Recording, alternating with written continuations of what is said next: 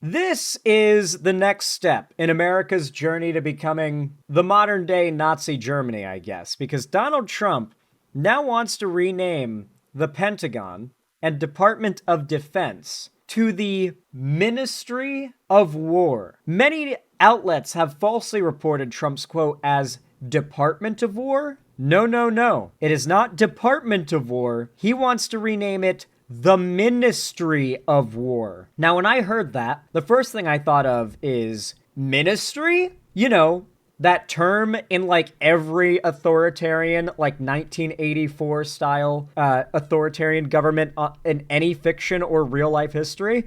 Okay, just putting it right in our faces. Cool, love that. But also, if we're renaming the Department of Defense into the Ministry of War, I am confident this motherfucker was not joking about invading Canada and Greenland. Why else would we be renaming it to the Department of War unless we plan to start waging some war soon? You know? Like, Donald Trump's been on a very fast track to destroying America. We're over a year in now. You know, we're getting close to a year in. Not over a year, but we're getting close to a year in now. There's only 3 years left for Trump to declare war with another sovereign nation, which you know he's gonna do. He's bragged about how he is going to do it. Plenty. So, like, Canada, my lovely Canadian viewers, you guys gotta get ready. This rotting, sickened man, who is no doubt on the Epstein list, mind you, is preparing to invade your country. I genuinely wish you guys the best of luck. That is my bet. I am actively betting that Trump is planning the invasion of Canada and or Greenland with Putin, and that is a big part of why he's renaming the Department of Defense to the Ministry of War. I guarantee it. I bet that's his plan. In fact, we've got an article here about exactly that. President Donald Trump on Monday foreshadowed that his administration in coming days will likely change the name of the Department of Defense to the Department of War, or Ministry of War, as he said on Truth Social. Trump said officials would, quote, probably return the Pentagon to the more aggressive name it once held in about a week. Both he and Defense Secretary Pete Hegseth, who has vowed to restore the department's warrior ethos, quote unquote, have repeatedly lamented the name change, which occurred after World War II. So apparently it was once called the Department of War, but now it's the Department of Defense, and now they're renaming it the Department of War. I love this because, mind you, so many Trump supporters, and specifically people who voted Trump because they just couldn't support the Democrat. So many of them argued, whether it be Hillary, Biden, or this time around Kamala, that the Democrats are war hawks. That at least the Republicans have these, like, dumb isolationist politics that'll mean we don't spend money on foreign war anymore. And it's like, vote for the Democrats to get LGBT flag-painted bombs dropped on villages of brown people overseas. Like, that's how, like, leftists oftentimes online will talk about the Democrats versus the Republicans.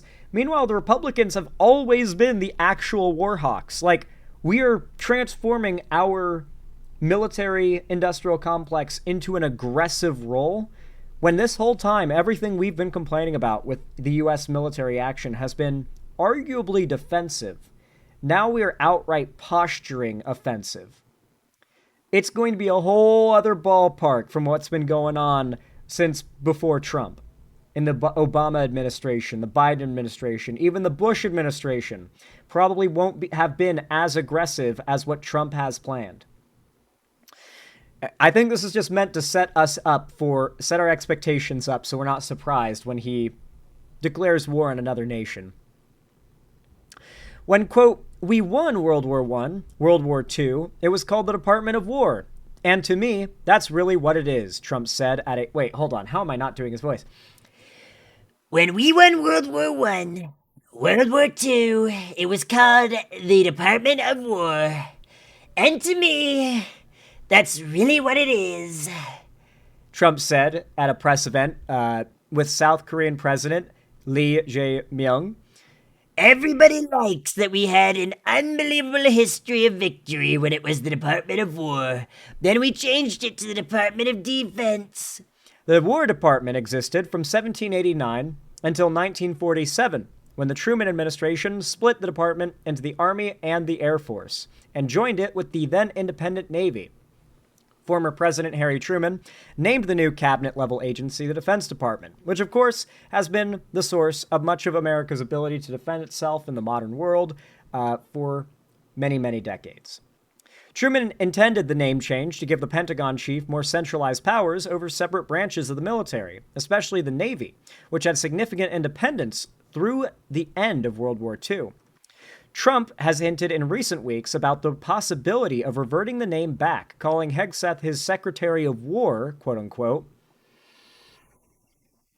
Don't like that. Don't think America should have a Secretary of War position, personally. Like, we are just full, we're Nazifying. We're just going full Nazi. Where are all the leftists, by the way, who complained that they just couldn't support Hillary in 2016 because she's a war hawk? I just can't support Hillary. If she gets into office, she'll nuke Russia. Where are those people now? Why are they so quiet? I would really like to hear their thoughts on this situation. If you look at the... Wait, hold on. If you look at the old building next to the White House, you can see where it used to be Secretary of War, he said. Then we became politically correct and they called it the Secretary of Defense. The president suggested the rebranding was imminent, but the Pentagon would likely need any name change approved by Congress since the department was established by a decades-old law. The switch is telling. Trump has championed his role in trying to settle conflicts around the world, but the effort to swap the Defense Department's name indicates a president who is just as eager to talk about military strength overseas. I don't want to be defense only, Trump said Monday in the Oval Office. We want offense too. No, Trump, your voters literally voted for you laboring under the delusion that Democrats were war hawks and that you were anti-war and you were all about keeping American troops in America, keeping American taxpayer dollars in America, spent on Americans, not overseas, leaving America on anything to do with people that aren't American. Like, that is the entire crux of why so many Americans were attracted to Trump. They don't want money or resources leaving America and going out overseas for any reason. They've been convinced that that's a waste of money no matter what. Sadly, these leftists don't care about Republicans, or don't care about Republicans doing war hockey shit. I'm looking at you, Hassan and Noah Sampson. Yeah, keep in mind, by the way, like Hassan, Noah Sampson, that whole sphere, Trump's been president for nearly a year now. Have they really been going hard on Trump? Hell, like, they've been attacking, like, they've been going hard on like, pro-Israel policy, but it's never directed at the GOP and Trump, despite the fact that he is leading the country. I still constantly hear Hassan ranting about Kamala Harris and Biden, and how this is all their fault. In fact, recently, I got a clip sent to me of Hassan saying if, Kamala Harris was in office right now, things would be no different.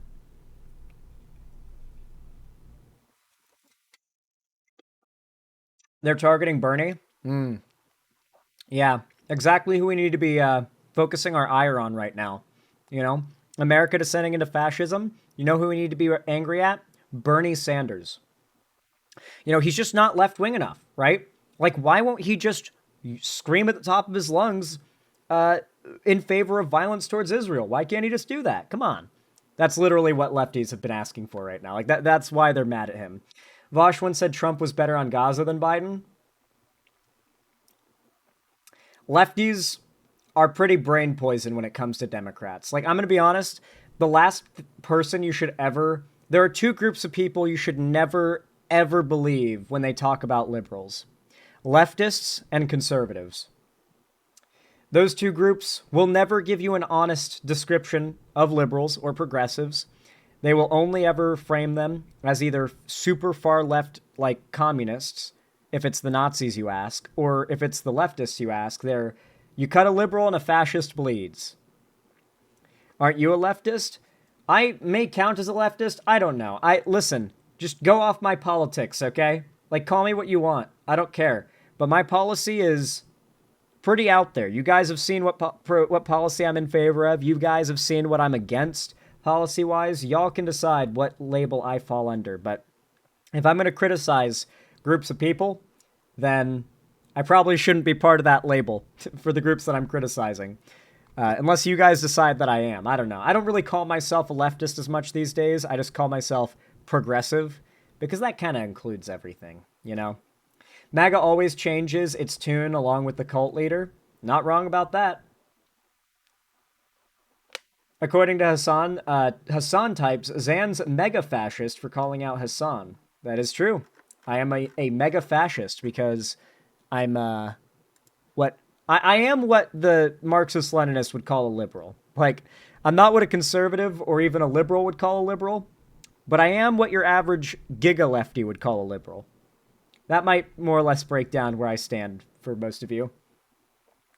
Hassan also denied Russia invaded Ukraine too. Well, it wasn't that simple. He argued that Russia was in the right to invade Ukraine. He argued that the Ukrainian people in eastern Ukraine are ethnically Russian, and that Putin was not invading but liberating his own people. That was what Hassan claimed. He also argued that the Crimean annexation was completely justified. I don't want to get too stuck on talking about other lefty content creators and how they're not out here criticizing the blatant fascism that we're experiencing right now in America, as our democracy, our very ways of allowing Americans' voices to be heard and to have an impact on politics, on policy, on our legislators is evaporating in front of us. Trump is mobilizing the military, turning America into a literal militarized police state. We're Nazi Germanying it up real hard right now. Like, in the next year, America is not going to be that unrecognizable compared to Nazi Germany. And what I'm really curious about is to see how much of the right is willing to defend it even after we've got troops goose-stepping in the street. Like, how long will they say we're not Nazis for before they do what they did when Trump won? Remember how long it was like conservatives saying it's not about controlling women's bodies, it's not about controlling women's bodies, we care about protecting babies, the left are baby killers, pro-choice people are baby killers, and they played this like super like, we're the good guys, we're saving babies, you're baby killers kind of vibe, right? Like trying to make out women who wanted bodily autonomy as like these baby murdering supervillains. But then Trump took office, and if you all remember, everyone followed the leader when Nick Fuentes put out his celebration post about Trump winning and said, by the way, you guys were right. It is in fact, your body, my choice. And he did his whole like gloating bit where he's like, your body, my choice, ha ha ha. That is how they all think. That is all what they truly actually believe when they spew their bullshit, fake, virtue signaling web of an argument at you.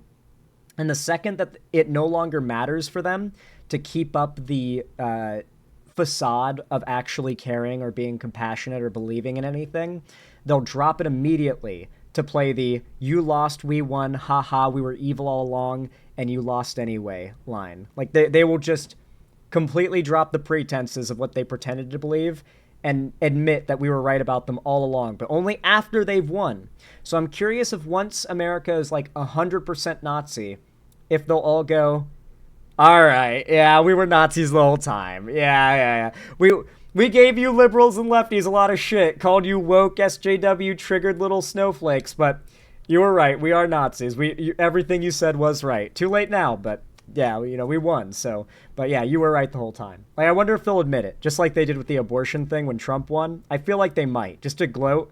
Like, they'll admit, yeah, you guys had us the whole time, but didn't convince enough people. Like, they might go down that whole bit, just like Nick Fuentes did. I wouldn't be surprised. And I wonder if Trump supporters are going to do the same thing on this issue. Like, yeah, you got us. We didn't believe in any of that anti-war shit. We were pretending to believe in the anti-war stuff. We just wanted to make Trump sound better. But hey, doesn't matter anymore that you found it out.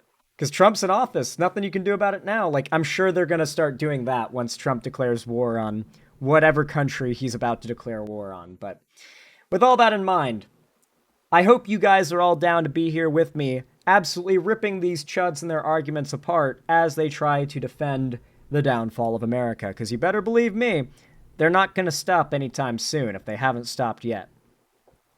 Anyway, folks, if you enjoyed this segment, if you found it entertaining, educational, or enjoyable in any way whatsoever, and you want to support the channel and boost it in the algorithm, then please consider leaving a like and a comment down below when this comes out as its own video. It really does help the channel a lot.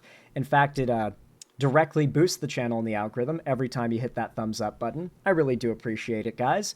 And don't forget to subscribe and ring the bell icon to turn on all notifications so that YouTube actually tells you when I go live or upload a new video in the future. And finally, if you want to support me directly, financially, help me keep the lights on and a roof above my head here at the Xander Hall studio, then please consider donating, subscribing, or gifting a sub on my website, xanderhall.com/live. You can also support me through YouTube, Twitch, Streamlabs, Stream Elements, Patreon, or buy some custom Xander Hall merch to the Streamlabs link down below. Though, I will say, if you want to see more from me on other platforms as well, you should also follow my social medias linked down below too, particularly my fan Discord. That is the place to be. You don't want to miss anything there, particularly our weekly watch parties and movie nights and gaming events we do. So stick around, join the Discord, and you won't regret it. Until then, though, I hope you guys enjoyed this segment. If you did, like I said, thank you so much for being here. And as always, I hope you have a good one.